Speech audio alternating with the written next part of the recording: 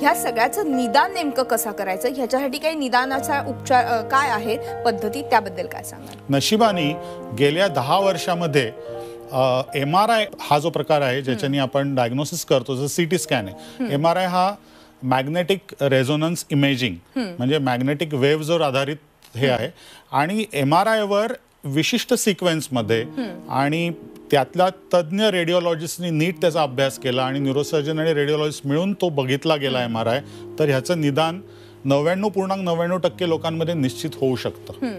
तर चांगल्या क्वालिटीचा MRI, हे पण मला या माध्यमातून लोकांना सांगायचं आहे की जसं आपला कॅमेरा वेगवेगळ्या मेगापिक्सेलचा असतो तसं MRI सुद्धा वेगवेगळ्या टेस्लाचा असतो. म्हणजे प्रत्येक MRI मशीन हे वेगळ्या स्ट्रेंथचं असतं.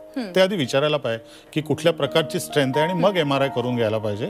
पण त्याच्यावर याचं निदान होऊ शकतं.